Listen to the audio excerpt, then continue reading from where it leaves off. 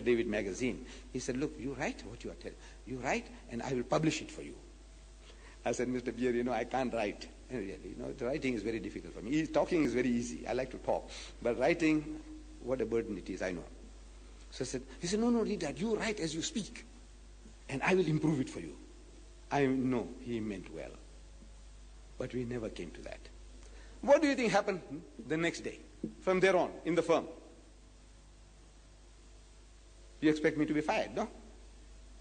No. From the day onwards, I have become Mr. Deedat. Previously, it's Deedat. Now it's Mr. He comes in the morning, says, good morning, Mr. Deedat. He goes for lunch, says, good afternoon, Mr. Deedat. Good evening, Mr. Deedat. Deedat becomes Mr. Deedat. Promotion.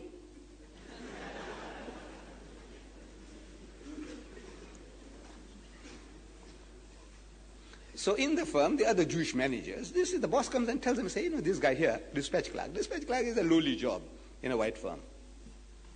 Say, this guy here, man, he made rings around us. You see? So he must have shared it with the other Jewish managers in the firm. So the guy knows something, you see. So while walking through one of the departments, clothing department, and the manager of the clothing department, Mr. Bainat, another Jew, he calls me. I was wearing my white dust coat, furniture trade. He said, come here, Deedat. I said, yes, sir.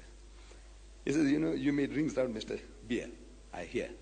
But you can't do that to me. He says, as for Ishmael was a bastard. Look, this is how the brainwash program. As for Ishmael was a bastard, he says. An Arab would have put a knife through him. But we couldn't afford to do that. So I said, Mr. Bainat, look, why don't you come home? We will sit down and we will talk. Bring your wife along and your friends will have meals together. I said, you can't do to me what you did to Mr. Beer. I said, who's talking about doing anything? You come home. Not interested. And every time I get an opportunity, Mr. Bainat, I said, my wife, I told her, and she is looking forward to receiving you and your wife. Come home. Every time I said, look, Mr. Bainat, come. We are waiting for you. So he was persuaded. He comes. Mr. and Mrs. Bainat, Mr. and Mrs. Peel, and Mr. Townsend, who was a backroom boy for the Full Gospel Church. 3 Christians and 2 Jews. They come along. Same treatment, feed them well, take them to the masjid, bring them back. I said, now we have teas and samosas. So they're having teas and samosas. So I said, maybe now the guy softened. The tea and samosa and our meals, they're very good. It might have done the job. So I'm thinking. So I said, Mr. Bainat, you remember you told me in the shop that Ishmael was a bastard. He said, of course.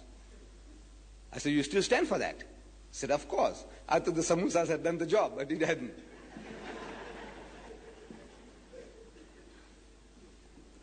So I said, all right, Mr. Bainat, tell me now. According to the religion of your religion, Judaism, which is better for a man to marry his own sister and beget child by her, or marry a bondwoman, a slave woman, a negress, and beget child by such a woman? He said, no, the negress is preferable.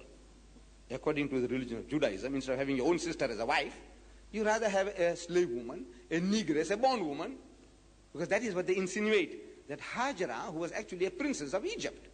But this rubbish, they say that she was a slave woman. It's all right, even a slave woman. Which is better as a wife, your sister or a slave woman, according to your religion? He said, no, the slave woman is preferable. Very good. I said, you see, according to the laws of eugenics, inbreeding, which is better for you to have your own sister as a wife, or you have a slave woman, a bondwoman, a negress? He said, no, the negress is preferable. I said, according to your common sense, which is preferable, your own sister or this negress? He said, no, the negress is preferable. This is very good. No, the answers are right, correct. I said, you see, Mr. Bainat, when Abraham and Sarah, husband and wife, when they went to Egypt, he says, and Abimelech, I'm quoting from Genesis chapter 20, verse 12. You can check it up. And Abimelech, the king of Gerar, sent and took Sarah. See, he goes there and this Sarah was a beautiful Jewess, Hebrew woman, beautiful thing. So this king, he's enamored, he wants her. And there is what is called the prerogative of kings. In the olden days, you see the king has a right to take anybody's wife or mother or daughter, anything he wants. I want that woman. You can't say no, otherwise it can kill you. So he's asking Hazrat Ibrahim alayhi salam, according to the Bible, say, this beautiful woman, what is she to you? So Hazrat Ibrahim alayhi salam, according to the Bible, he spoke a lie. He said, she's my sister. So she's your sister, well, send her in to the haram. So he had to send her in. And things went wrong that night, and the fellow couldn't come right with Sarah. We don't know what happened. But next morning, he's frustrated and he's calling Ibrahim, Hazrat Ibrahim alayhi salam, and asking him, say, look man, because of this woman I had a sleepless night.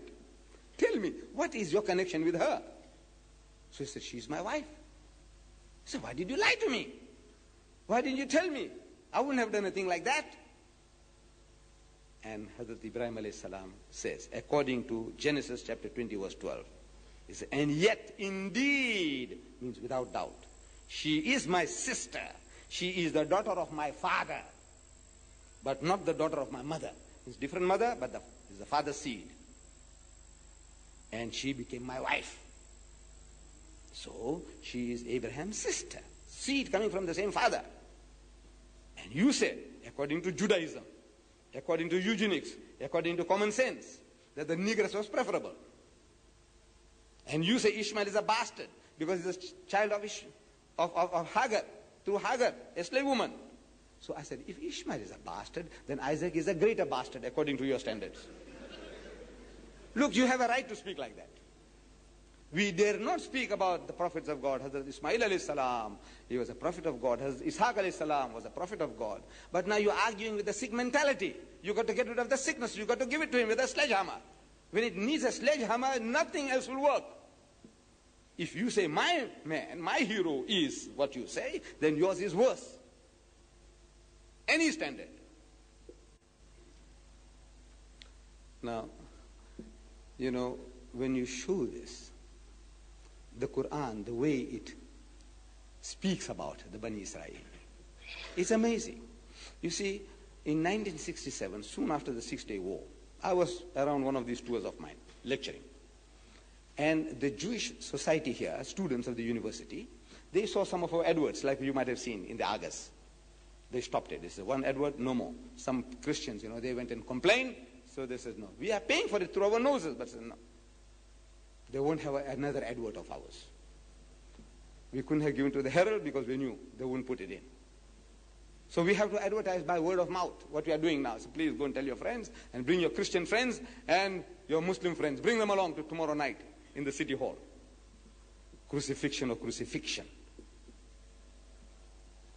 So they saw some of our adverts in the newspapers and they phoned the organizers then. He says, look man, this Mr. Deedat of yours, won't he come and speak to us in our clubhouse in Rondebosch? They had purchased a church. The Jewish boys had purchased a church and made it into a club. We would like him to come and speak to us. Actually, at the back of the mind, it was soon after the 6-Day War. They wanted to see how the Muslim cringed before them. You see, you gave knocktails into us. And cry and bewail, so we'll fix you up in the future, we'll do this and we'll do that. They wanted to enjoy, get sadistic pleasure, you see, in working upon us. They want to know whether Mr. Deedat will come and speak. They asked me, I said, yes. This is my privilege. I can't say no. There's a sickness I have. And according to the appointment, we go there, and the chairman introduces me to the audience, Mr. Deedat, the great man from Durban of the Islamic Propagation Center, and so on, so on, so on, so. And now to Mr. Deedat. So Deedat stands. And what I read to you at the beginning. You remember? It's a dua from the Holy Quran. The words of Hazrat Musa alayhi salam. Allah Bari Ta'ala is recording. قَالَ رَبِّ شْرَحْ لِي صَدْرِي وَيَسِّرْ لِي أَمْرِي وَاحْلُلْ عُقْدَةً مِّن لِّسَانِي يَفْقَهُوا قَوْلِي. Now while I'm saying that,